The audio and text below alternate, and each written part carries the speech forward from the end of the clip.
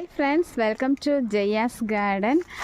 இன்றைக்கி ஒரு ரொம்ப இன்ட்ரெஸ்டிங்கான ஒரு அரிய வகை மூலிகை பற்றி தான் பார்க்க போகிறோம். அந்த வீடியோக்குள்ளே போகிறதுக்கு முன்னாடி ஜெயாஸ் கார்டன் சேனலை சப்ஸ்கிரைப் பண்ணல அப்படின்னா சப்ஸ்கிரைப் பண்ணிக்கோங்க. அப்படியே பக்கத்தில் இருக்கக்கூடிய பெல் ஐக்கானை ஆல் ஆப்ஷன் போட்டு வச்சுக்கோங்க. இப்போல்லாம் பார்த்தீங்க அப்படின்னா சுகர் அப்படிங்கிறது நிறைய பேருக்கு இப்போல்லாம் எங்கே இல்லாதவங்கள தேடி கண்டுபிடிக்கிறது அபூர்வமான விஷயமா இருக்குதுங்க. அதுவும் இப்போ பார்த்தீங்க அப்படின்னா மாதமாக இருக்கும்போதே சுகர் வந்துடுது, டெலிவரி டைமில் சுகர் வந்துடுது. அதுக்கப்புறம் பார்த்திங்கன்னா பிறக்கிற குழந்தைங்களுக்கு சுகர் இருக்குது. 10 வயசு, 13 வயசு, 18 வயசுன்னு இப்போல்லாம் எல்லா வயசுலேயும் சுகர் இருக்குங்க. முன்னாடிலாம் சுகர் அப்படிங்கிறது என்ன அப்படின்னே தெரியாது. நம்மளோட பாட்டி தாத்தா காலங்களில் சுகர்னால் என்னென்னு யாருக்கும் தெரியாது. அப்பா அம்மா காலத்தில் பெரியவங்களுக்கு மட்டும்தான் இருந்துச்சுங்க. ஆனால் இப்போ பார்த்தீங்க அப்படின்னா எல்லாருக்கும் சுகர் அப்படிங்கிறது ரொம்ப ஈஸியாக ஒரு வீட்டுக்கு 3-4 பேர் சுகர் பேஷண்ட் அப்படிங்கிற மாதிரி ஆகிப்போச்சுங்க. ஸோ அதுக்கான ஒரு விஷயத்தை பற்றி ரொம்ப இம்பார்ட்டண்டான ஒரு விஷயத்தை பற்றி இன்றைக்கி நான் உங்ககிட்ட பேச வந்திருக்கேங்க. அப்படியே உங்ககிட்ட பேசிட்டு ஒரு சின்னதாக ஒரு அறுவடை பண்ணிட்டேன். ஓகே, வாங்க அந்த அரிய வகை மூலிகையை உங்களுக்கு முதல்ல காமிச்சிட்றேன். நிறைய மாத்திரை, இன்சுலின்னு அது இதுன்னு எடுத்தாலும் கண்ட்ரோல் ஆகலை அப்படின்லாம் சொல்கிறாங்க. இங்கே பாருங்கள், நல்ல ஒரு வெயிலில் வந்திருக்கனால நான் வெயிலே ஃபுல்லாக நிற்க முடியாது. இலைகளை மட்டும் காமிச்சிட்டு அதுக்கப்புறமா நம்ம தோட்டத்தை பார்த்துட்டே பேசுவோம், சரிங்களா? இதுக்கு பேர் இன்சுலின் செடி அப்படின்னு சொல்கிறாங்க. அதுக்கப்புறம் ஸ்பைடர் பிளான்ட்டு ஸ்பைரல் பிளான்ட் அப்படின்னு சொல்கிறாங்க. அதுக்கப்புறம் பார்த்தோன்னா தமிழில் சிறு குறிஞ்சான் செடி அப்படின்னு கேள்விப்பட்டிருப்பீங்களே, அது இது தாங்க. இந்த செடி இதோட இலைகள் சாப்பிட்டா சுகரை கண்ட்ரோல் பண்ணோம் அப்படிங்கிறது எவ்வளோ பெரிய விஷயம் இல்லையா? இது நம்ம உடம்பில் இன்சுலினோட அந்த கணையத்தில் இன்சுலின் சுரப்பு குறையும் போது இந்த மாதிரி சர்க்கரையினுடைய அளவு அதிகரிக்கும். ஸோ அதை பேலன்ஸ் பண்ணுறதுக்கு இந்த இலைகள் உதவுது அப்படின்னு சொல்லிட்டு 2016 அமெரிக்காவில் இருக்கக்கூடிய அறிவியல் அறிஞர்கள் ஆய்வு அறிக்கை வெளியிட்டிருக்காங்கங்க. இந்த இன்சுலின் நிலையை தொடர்ந்து ஒரு 7 நாள் எடுத்தாவே நமக்கு கண்ட்ரோல் ஆகும் அப்படின்னு சொல்லியிருக்காங்க. இது எந்த மாதிரி எப்படி கிளைமேட்டில் வளரும் அப்படிங்கிறதெல்லாம் நான் சொல்லிடுறேன். எப்படி வளர்க்கணும், என்னுடைய வளர்ப்பு முறை, எப்படி சாப்பிடணும், அப்படி என்னென்ன மருத்துவ பயன்கள் எல்லாமே இதில் நம்ம பார்த்துடலாம், சரிங்களா?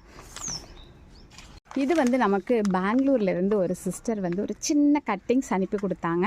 பட் பெங்களூர்லேருந்து வந்ததுனால அது கொஞ்சம் வாடி போய் 1 வீக் கழித்து தான் நமக்கு வந்தது. கொரியரில் கொஞ்சம் வாடி போய் அந்த மாதிரி தான் இருந்தது.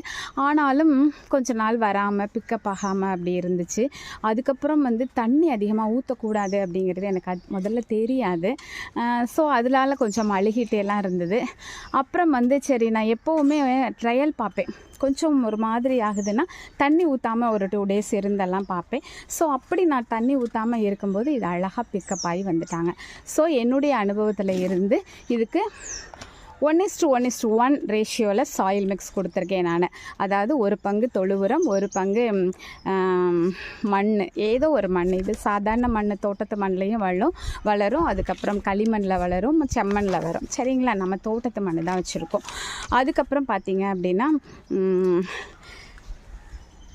தேங்காய் நார் கழிவு போட்டிருக்கேன். அப்புறம் கொஞ்சமாக வேப்பம் புண்ணாக்கு வேரல்கள் வராமல் இருக்கிறதுக்காக போட்டிருக்கேங்க. தண்ணி ரொம்பலாம் ஊற்றாதீங்க, தெளித்து மட்டும் மேல் மண் ஈரமாகிற மாதிரி கொஞ்சம் பார்த்துக்கிட்டிங்கன்னா போதும். அது எப்போ அப்படின்னா வளர்கிற ஸ்டேஜில், அது பிக்கப் ஆகிற வரைக்கும்.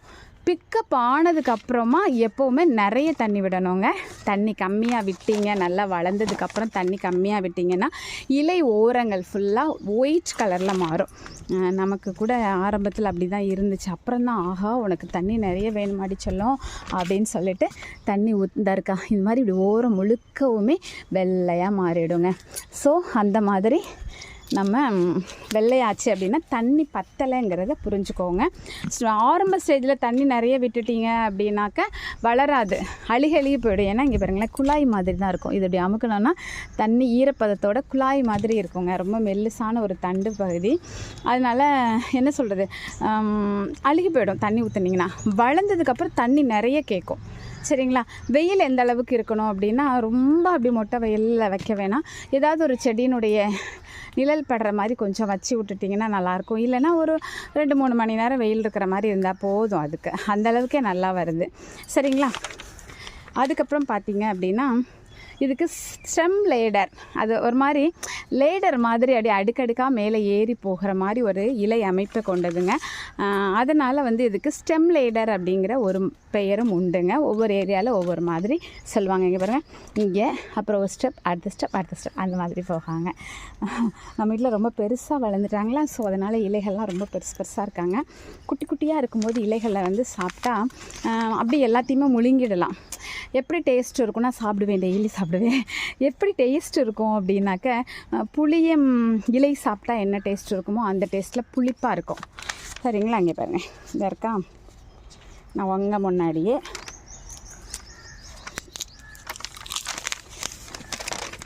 சாப்பிட்டுடுறேன்.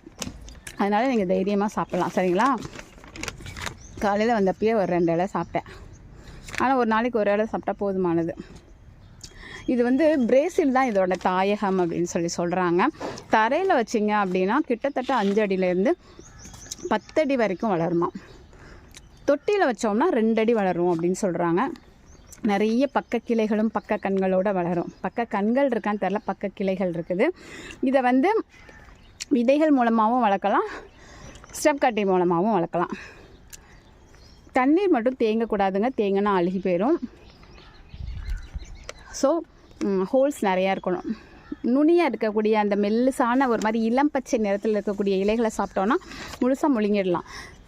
கொஞ்சம் பெரிய இலைகளாக இருந்துச்சு அப்படின்னாக்கா நல்லா சவைச்சதுக்கப்புறமா அதில் நார் மாதிரி வந்துடும். அந்த நாரை துப்பிட்டு அந்த சாறுகளை ஃபுல்லாக நம்ம உள்ளே இறக்கியிருக்கலாம். நல்ல ஒரு புளிப்பு சுவை தான் இருக்குங்க சரிங்களா. நல்ல புளிப்பை இறக்கலாம். புளிப்பு பிடிக்கிறவங்க சூப்பராக இதை வரும். நான் வந்து இப்படி தோட்ட வேலை தண்ணி ஊற்ற வரும்போதெல்லாம் ஒரு இலையை பறித்து சாப்பிட்டுட்டு தான் போவேங்க. நீங்கள் நினைக்கலாம் சுகர் இருந்தால் தானே சாப்பிடணும், இது இன்சுலின் பிளான்ட் தானே அப்படின்னு நினைக்கலாம். அப்படி இல்லை. இதில் என்னென்ன மருத்துவ பயன்கள் இருக்குதுன்னு நான் சொன்னேன் அப்படின்னாக்க நீங்கள் வளர்க்க ஆரம்பிச்சிடுவீங்க, நீங்களும் எல்லோரும் சாப்பிட ஆரம்பிச்சிடுவீங்க. இதில் வந்து சின்ன தொட்டியில் கூட நீங்கள் வைக்கலாம். சும்மா 10க்கு 10 12க்கு 12 அந்த மாதிரி குட்டி குட்டி தொட்டிகளில் கூட வைக்கலாம். எதில் வச்சாலும் நல்லா வளரும். பெருசாக வைக்க இலைகள் அதிகமாக வேணும்னா பெருசாக வச்சுக்கோங்க. இதில் பூச்சி தாக்குதல்னு ரொம்ப இது வரைக்கும் எனக்கு வரல, ஆனால் இலைப்பெண் வரும் அப்படின்னு சொல்கிறாங்க. நமக்கு வந்து ஆரம்ப நாட்களில் மற்ற செடிகளில் இருந்து இதில் ஸ்ப்ரெட் ஆகி கொஞ்சோண்டு அந்த வெள்ளை கலர் மாவு பூச்சி வந்துச்சு. உடனே அந்த இலையை மட்டும் லேசாக ப்ரஷ் பண்ணி விட்டுட்டு இடம் மாற்றி விட்டுட்டு அப்புறம் ஒன்றுமே வரலை. தண்ணி கம்மியாக விட்டால் இலைகள் ஓரம் ஃபுல்லாக வெள்ளை கலரில் மாறும். இவ்வளோ தான் பிரச்சனை, வேறு எதுவும் ரொம்ப பெருசாவெல்லாம் வராது. இலைகளை டைரெக்டாக சாப்பிட்றதுனால நல்லா வாஷ் பண்ணி சாப்பிடுங்க. ஏதாவது ஃபங்கஸ் அந்த மாதிரி இருந்ததுன்னா அது நமக்கு பாதிப்பு வர வாய்ப்பு இருக்கு இல்லையா. ஸோ வாஷ் பண்ணிவிட்டு சாப்பிடுங்க. ஒரு நாளைக்கு ஒரு இலைகள் சாப்பிட்டா போதுமானது. சுகர் இருக்கிறவங்களும் சரி இல்லாதவங்களும் சரி. நான் இன்றைக்கி வந்து ஒரு குட்டி இலைங்கிறதுனால ஒரு 3 இலை சாப்பிட்டுட்டேன். சுகர் வந்து உங்களுக்கு கண்ட்ரோலாக இல்லை அப்படின்னா டெய்லி ஒரு இலை நீங்கள் சாப்பிடுங்க. 2-3 இலை சாப்பிட்டாலும் ஒன்றும் செய்யாது. ஆனால் சுகர் ரொம்ப கண்ட்ரோலாக இருக்குங்கிறவங்க அந்த மாதிரியெல்லாம் சாப்பிட வேணாம், ஒத்துக்கலைன்னா. மற்றபடி அதிகமாக எதையும் எடுக்க வேணாம் சரிங்களா. அதிகமாக எடுக்கிறீங்க, அரைச்சி அப்படி தண்ணியாக குடிக்கிறேன் அப்படின்னா நம்ம வந்து டாக்டர் அட்வைஸ் படி குடிக்கணும். ஒரே ஒரு இலை டெய்லி நம்ம எடுத்துக்கிறோம் அப்படின்னா கண்டிப்பாக டாக்டர் அட்வைஸ் தேவைப்படாது. அது வந்து ஒரு 7 நாளில் சுகர் கண்ட்ரோல் ஆகும். உடனே நீங்கள்லாம் வந்து வரிஞ்சு கட்டிக்கிட்டு எனக்கு கமெண்ட் பாக்ஸில் சொல்லுவீங்க, நான் 7 நாள் சாப்பிட்டுட்டே எனக்கு வந்து கண்ட்ரோலே ஆகலை அப்படின்னு சொல்லி நீங்கள் சொல்ல வரக்கூடாது. சுகர் கண்ட்ரோல் ஆகணும்னா கண்டிப்பாக மஸ்ட் வாக்கிங். அதுக்கப்புறம் அடுத்த மஸ்ட் என்ன அப்படின்னாக்க ஃபுட் கண்ட்ரோல். என்ன சாப்பிடணும், என்ன சாப்பிடக்கூடாது, என்ன அளவு சாப்பிடணும் அப்படின்னு ஒரு விஷயம் இருக்குது. சுகரை பொறுத்த வரைக்கும் அது தாங்க முக்கியம். அளவு ரொம்ப முக்கியம். வயிறு முட்டை சாப்பிட்டிங்கன்னா சுகர் என்றைக்குமே கண்ட்ரோல் ஆகாது.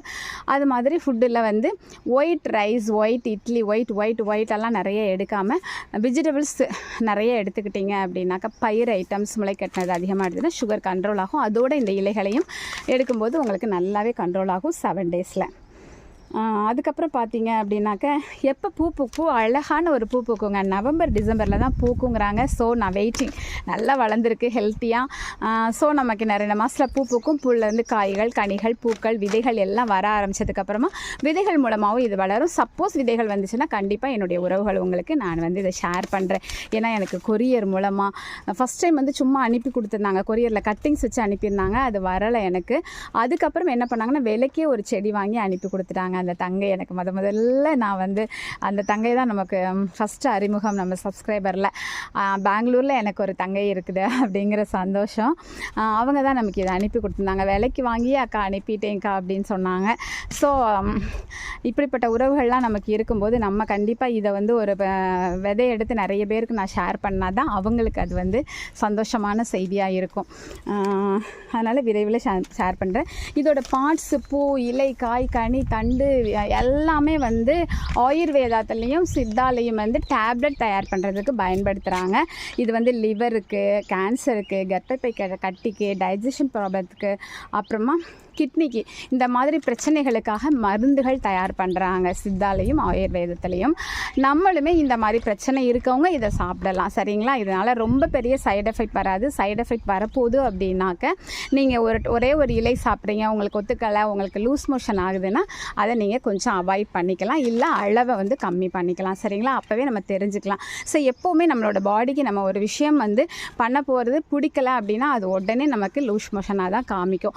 அப்போயே வந்து அளவு கூட இல்லை, நம்மளோட உடம்பு அதை ஏற்றுக்கலை அப்படிங்கிறது முடிவு பண்ணிவிட்டு நம்ம அதை ஸ்டாப் பண்ணிக்கலாம். மற்றபடி பெரிய அளவில் உங்களுக்கு பிரச்சனைகள் வந்துடும் அப்படின்னு சொல்லி நீங்கள் பயப்பட வேணாம். அந்த அளவுக்கு போகிறதுக்கு முன்னாடி நம்மளுடைய உடம்பை நம்ம கடவுள் வந்து நமக்கு அறிவிக்கிற மாதிரி தான் என்ன சொல்ல படைச்சிருக்காரு. சரிங்களா? ஸோ அந்த மாதிரி நீங்கள் தெரிஞ்சுக்கோங்க. ஒரு மாதிரி ஒத்துக்கலைங்கிறத கண்டுபிடிச்சிட்டிங்கன்னா இது பண்ண வேண்டாம். லூஸ் மோஷன் டைஜஷன் ப்ராப்ளம் இருக்கிறவங்க இதை எடுத்துக்கலாம். அப்புறம் இதில் அதிகமான புரோட்டீன், புரதச்சத்து அதிகமாக இருக்குது, இரும்பு சத்து அதிகமாக இருக்குது. ஸோ இரும்பு சத்து தேவைப்படுறவங்க இதை எடுத்துக்கலாம்.